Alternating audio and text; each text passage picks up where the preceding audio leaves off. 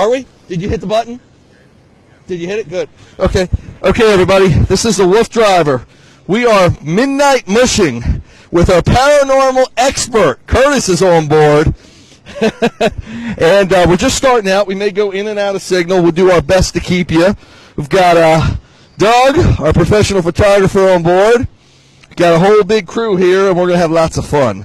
Dogs are good. Just tell me when you guys are ready. Okay, tell me when to go. You want me to go? Okay, come on, guys. Hike. Okay. And Curtis should just keep... is there a car coming? Yeah, there's a car coming. Yeah. Well, who knows who's driving? I just don't want to get run over. Okay. Okay. Here we go. Watch out, dude. Come on. Hike. Okay. Okay, here we go. Come on, guys. Hike. Yeah. You'll get a lot of viewers. We will. People love this, what we do. Great. No juice, Chris? Red doesn't have any power. Okay, folks, just get situated. Like I said, I am the WooFDriver, your host. If you're not familiar with me, I run a pack of my wolf pack, I call them, 4 huskies, sometimes a little Chinese crested, 10-pounder gets in the mix. Tonight we do all kinds of wild adventures and activities. Huskies range anywhere from 6 to 12 years old. We go to trails all over the east coast of the USA running in this fashion. Once again, the dogs are not necessarily pulling. Ready? Hike. The dogs are not necessarily pulling the way it's set up. They're on the side, as you see. Tell me where to go. Left towards Zorro. Okay, so the dogs don't actually necessarily pull. They can just trot along. Keep going to the left. Whoa. Yep. Haw. Haw. Haw. Haw. Good boys. So you'll hear me give sled dog commands like we're on a regular sled. Good boys. Easy. In the beginning, we might do a lot of bathroom breaks. Dogs. Yep. Come on. Easy, boy. Don't kick it up on her. Watch the dogs as I go through the gate, Curtis. Just tell me if I'm clear. Yeah, sometimes she needs it. Good. Okay. So, as I was saying, they're in a position where they can pull if they choose. They're on a special device. It's called a springer. We're still live, Curtis? Cool. And this springer, it'll absorb their pull, so it'll let them know how they're running if they want to engage more. And sometimes they will, as we see wildlife along the trail, as well as start being competitive with each other. The 2 front dogs are my lead dogs, Zorro and Chase.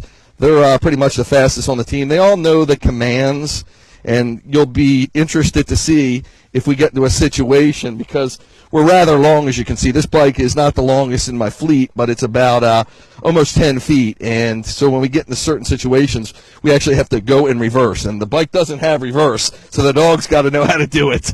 So we give the command, which is back up, and they'll turn around and actually look like they're pulling the sled the other way. So it's pretty cool stuff.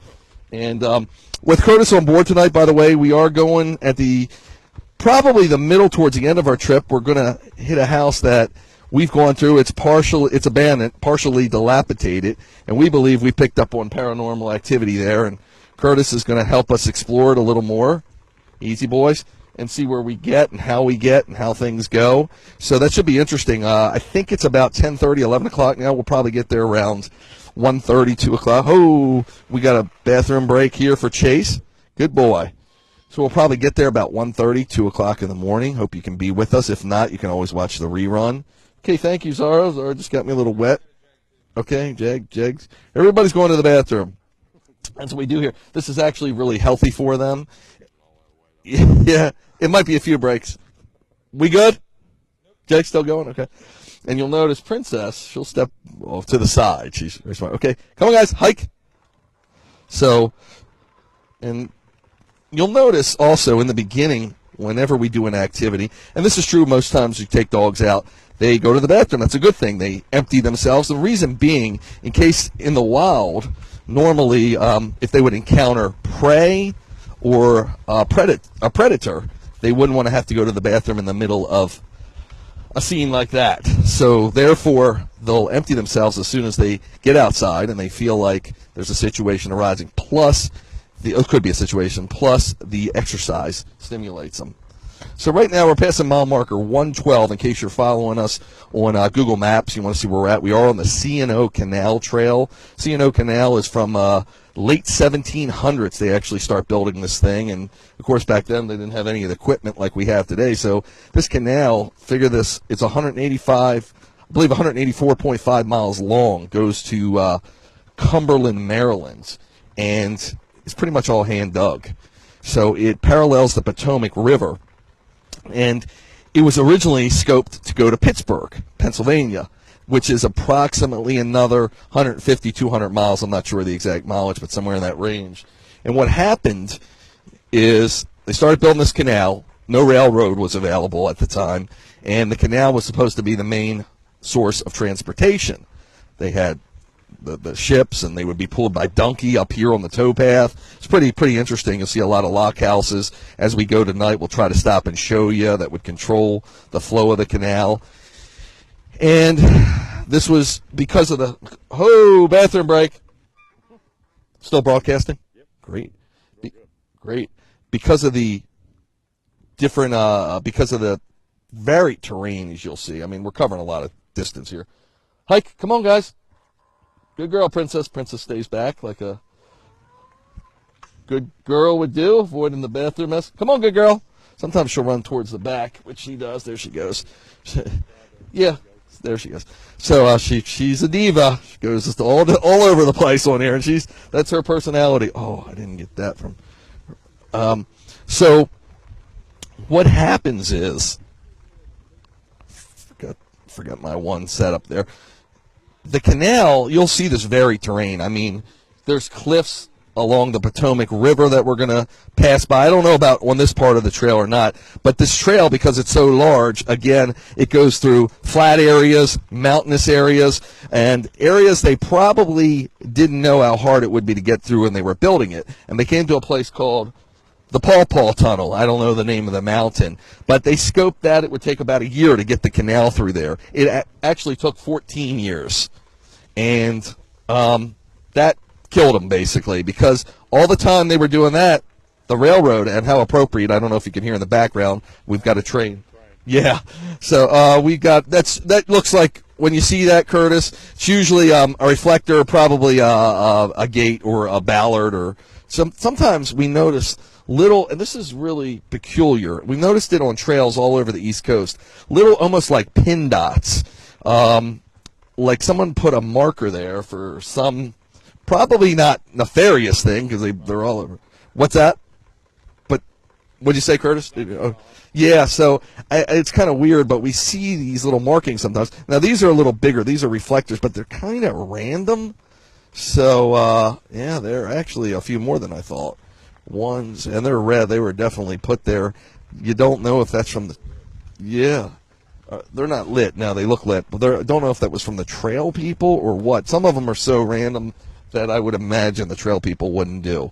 In any case, getting through this Paw Paw Tunnel. The Paw Paw Tunnel is truly work of art. It's a real feat, especially built when it was built. Again, it took them 14 years. A railroad came along within that 14 years and just totally blew the canal away. There was no need for it because the railroad became the main source of transportation. So the C&O Canal ceased operations, and they stopped building it in Cumberland, which was 184.5 miles from the heart of it, where it started, Washington, D.C., Georgetown. So pretty impressive. And we, all along here, we run into caves. If you caught us a couple weeks ago, we were caving. We were exploring these caves. And there's a story right near here, Antietam, of during the Antietam battle, which was, I think, the bloodiest battle in the Civil War. They say the Antietam Creek or river, whatever it is, ran red from all the blood that was spilled. And the dogs are hearing some tree frogs, I believe. So there's a cave that supposedly a lot of the town people went in, thought they were safe from a lot of the fighting. And it's pretty interesting, but we did get to that cave. Actually, going to Bathroom. Okay, Chase is going to the bathroom. Good boy. Just a little pee there. Okay, hike. Come on, guys.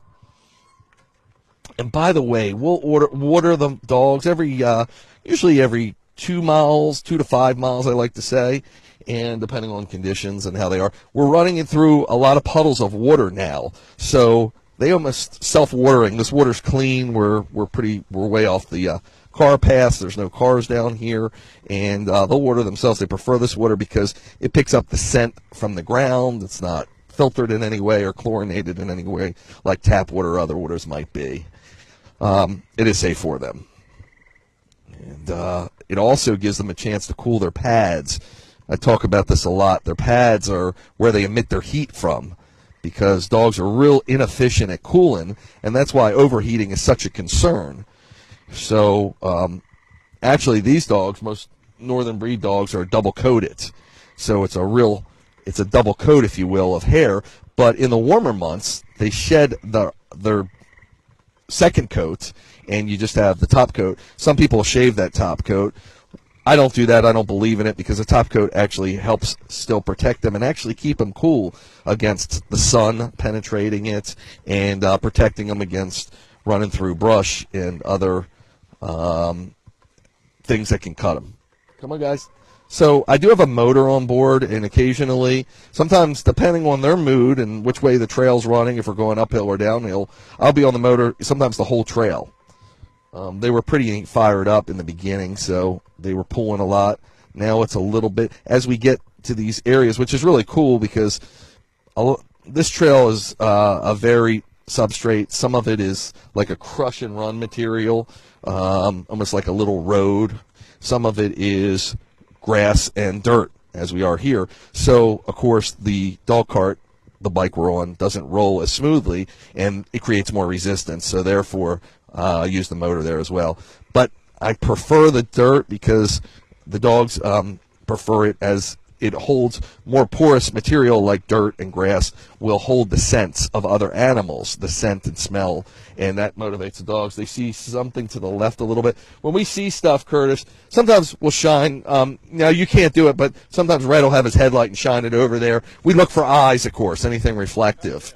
But, yeah, we catch a lot of owls out here. I mean, we catch glimpses of them. And we had a really interesting owl. We believe was a great horned owl, and he was having a conversation with us. We had that on video. Last time we were here, we actually saw what we believe was either a minx or a long-tailed weasel. Oh, wow. Yeah, and they are around here. So we definitely, it's one of them. We got it on video. So that's a cool thing. Yeah, you don't see them. We because of the IR, and it was right almost sunrise, and we were able to catch a really good view of him, and that's on the YouTube channel, by the way, folks. So if we see anything live, I know last week we were on the NCR trail. Come on, guys. And the NCR trail is in Maryland. That's another historic trail, and just a total different history than this trail. But in any case, we saw a skunk. We just looked to the right, and there's a skunk walking next to us. Luckily, the dogs didn't catch a glimpse of him, so dogs didn't carry on, and he didn't get in a position to spray, and we weren't hanging around to find out if they were going to notice him. So, but yeah. So dogs are picking up a good pace. Sometimes they'll put their nose to the ground, and they'll be on a scent. We'll go from speeds of up to 15 miles per hour on a sprint. I'll throttle them back because I don't want them to burn themselves up too early, and especially in the warmer weather. When we're out here when there's a couple inches of snow on the ground and we can use the bike and we're out here doing this, we'll let them air it out a little bit and because they can just go on forever, and they can. Yeah. Thought I saw something over there. No, I think it was just reflection. Yeah. You know what it is? It's a lightning bug sometimes. And they fake us out, because sometimes you'll think it's eyes, and you'll see two. Yeah. So you will see them. There are bear. One time we felt we saw a bobcat. We have a video of it. Our friend argues that it was a house cat, but the tail was way too fluffy for that. But I've never given it to the DNR. I hope to in the future. I just haven't had time. Again, that's on YouTube channel and our WooFDriver Inspired website. Everybody still got a signal out there? You can read me if you see any comments, people's names. You can read them to me, and I can relay. Like, what are you going to do? okay, we are going to mush anywhere from 10 to 15 miles tonight. We call this midnight mushing, and the reason we're out here at night, the main reason is because it's cooler for the dogs. A lot of people say, "Oh, don't run your dogs when it's warm," and they're right about that, but because of this bike and different apparatuses I've been able to come up with, I can run them or almost walk them, or it's a glorified way of walking them or trotting them, if you will, to still get them out, get some exercise, but not overdo it. And we come out in the cool of the night because obviously it's a lot cooler than during the day when it's sunny out. So we incorporated into that because we take a lot of time with the dogs chilling, giving them rest, giving them water, and we like to, during that time, we're able to explore what we feel, either getting sights of wildlife, or I got a big, it looks like a moth or a bat, or actually areas that are abandoned, especially on these historic trails, or where they have abandoned houses, like we're going to see tonight. So we went to this one house where we feel we've witnessed paranormal activity. I mean, we definitely saw something. Video, again, is up on the website. So through a friend of a friend, we were able to locate Curtis, who has a lot more experience with that. And he's with me riding shotgun right now and steering the camera for us. And we're going to explore this house, and it's going to be kind of cool. We got professional photographer. What's that? Yeah, it should be fun. Got a professional photographer with us to document it all. We hope to be doing a live broadcast from there if you guys can stay up with us, because it will be late, as well as people from overseas. We get people from all over the world. So somewhere in the world, I'm sure it'll be the middle of the day, or at least a more manageable hour than probably 2, 3 in the morning, whatever we're going to get there. And but like I said, you can always go back and see our live feeds. They're rebroadcasted thanks to Facebook on my feed, WooFDriver, as well as we created something called the All Dog Network, which features all the different activities we do, as well as people doing the shows for us. The All Dog Network is not fully up yet, but the website is starting to show some signs of being completed, for lack of a better description. And right now we posted almost all of the latest shows up till probably today. It's organized into sections. It's not fully functional yet, so I apologize if you did go there. But if you're really interested, for instance, Britt does our WooFDriver news, and everybody's got their own specialty that's been broadcasting on the WooFDriver channel besides what I do. So Britt, if you say, "Oh, I really like Britt, I want to go back and see some of her episodes," you can watch them all, as well as Dean, the dog counselor. He's a professional dog trainer, and he's got great tips for you, great training ideas, and you can always ask any of the WooFDriver hosts any questions you may have, and you can interact with them. Oh, see, look like a bunch of eyes. A lot of deer sometimes we'll see, Curtis, hanging out in the woods, and it looks eerie because sometimes you see a whole pack of them. But yeah, and they're like deer in the headlights. They don't move. They don't want to move. Got a big branch here. I don't think it's going to fall on us, but keep your fingers crossed. And also, we have seen coyote on the Erie Canal, which was pretty eerie, to say the least. So right now the dogs are lightly pulling, and I'm just giving them very little bit of throttle, letting them, if you let them move at their own pace and take breaks as they need it. And what I mean by take breaks, just slow way down to almost a crawling pace. Then they'll pick up speed. It helps them balance themselves out, so you get so they can really exercise instead of I guess at their own prescribed level. But again, my job's to balance them because we've got a 12-plus-year-old girl in the back, Princess. So I want to balance her so she's not going too hard. At the same time, give the boys what they can handle, and that's where these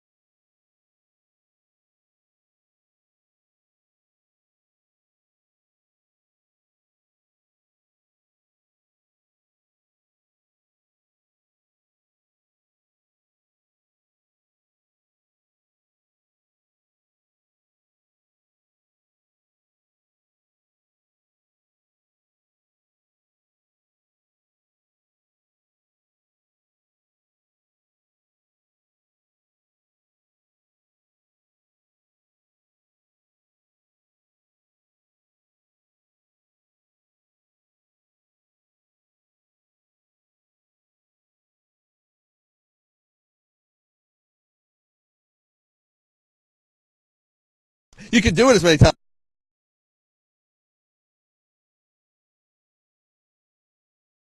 all the time, so I keep repeating myself and, you know, back all cool. So once again, folks, I am the WooFDriver, your fearless leader, for lack of a better term. We are on the C&O Canal Trail on a werewolf's ghost hunting mission. Pretty cool stuff. With the wolf pack, my 4 dogs, 4 huskies. One of them's got a little bit of Malamute in them. It's a nice evening. It has just rained within the past for fur, as well as we're watering them now. Got a good team with us tonight.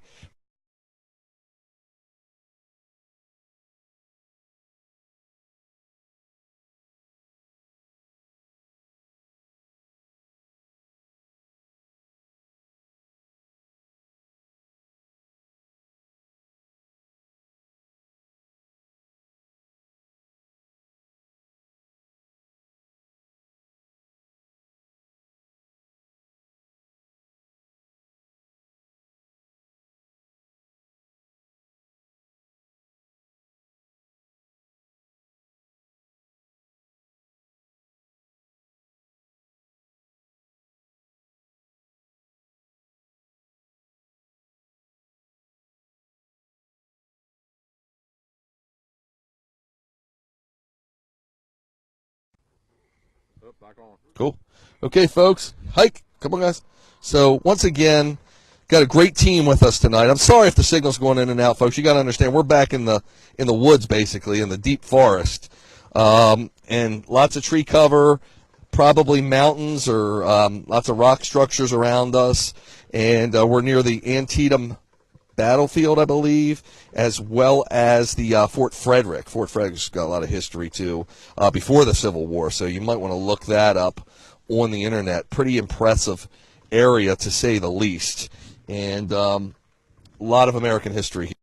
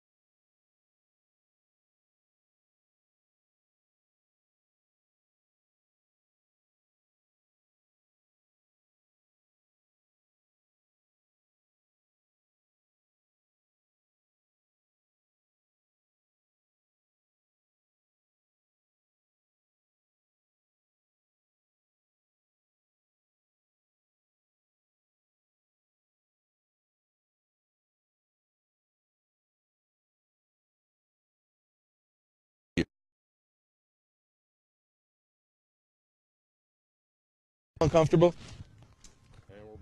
Cool. You guys ready? So, folks, I'm apologizing again, but you're really getting a true adventure where we're out in the wilderness. This isn't like an A&E or history documentary or anything like that. Something that's been prepared, for lack of a better reality. Facebook, maybe. We are technically ghost hunting. I've got a paranormal expert with us.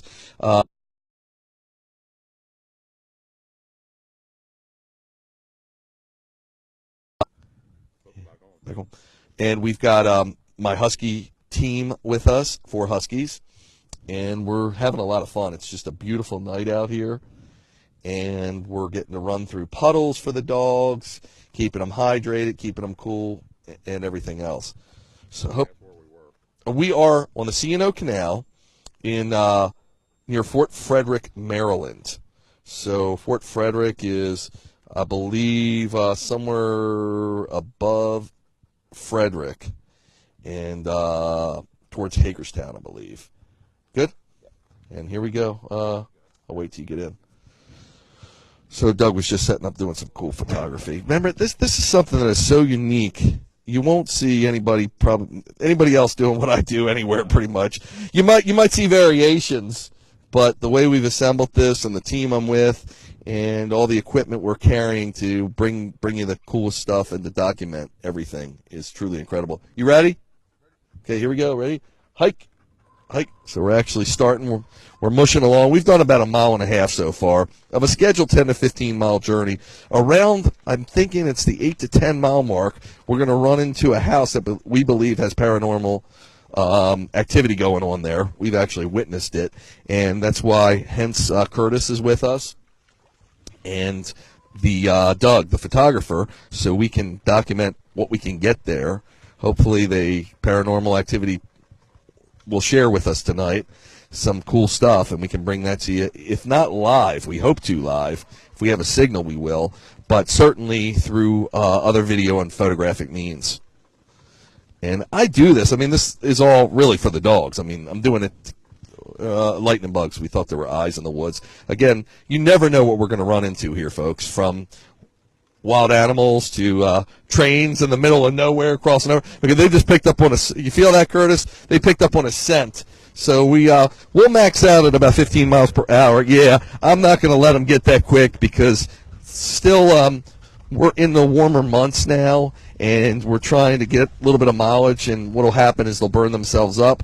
In addition, we've got anywhere from 6 to 12-year-old dogs here, so I'm trying to balance their energy output and don't want to overdo it on any dog, but still want to give the dogs that want to engage more, and I can do that by letting them pull and letting the other dogs trot along. That's the coolness factor of the equipment I'm using. Got to look out for branches here. You're watching us. If you saw this, we're in the dead of the night, but we're using a night vision setup, which is so awesome. It's military-grade equipment that uses infrared to see in the dark, and it's a U.S. Military invention, now been around for quite a few years. It's developed into, they rate it by generations. So pretty much the highest generation, I believe, is a 3rd generation, and that's what you're looking at through a 3rd generation camera. Now there's different variances of that, and I'm sure some of it is too military spec. They won't let the public get their hands on the latest, but it's a pretty cool. What they call this is no film, so there's you should be getting a crisp image. Now it is all pure and in green, and the green.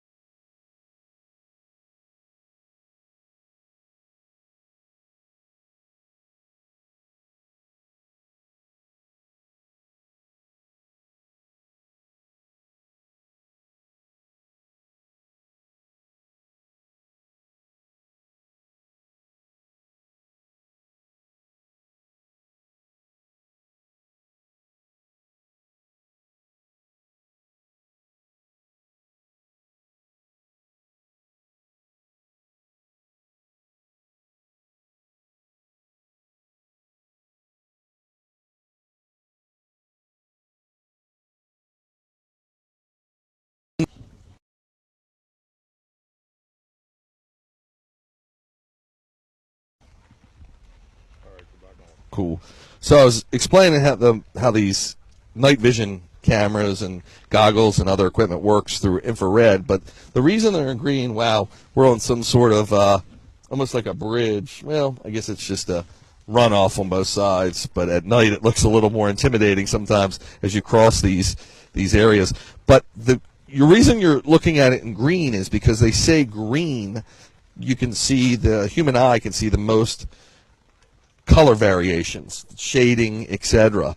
And there are other night vision gear. I actually have one that shows in black and white, but you won't actually get the same contrast levels. So you're going to get a little more contrast. It might actually, the black and white will give you a little more detail. This will give you a little more contrast with the shading. So pretty cool stuff, and pretty cool how our eyes work. And dogs and other animals have some infrared capability, so they can actually see in the dark somewhat. Some are much better than others.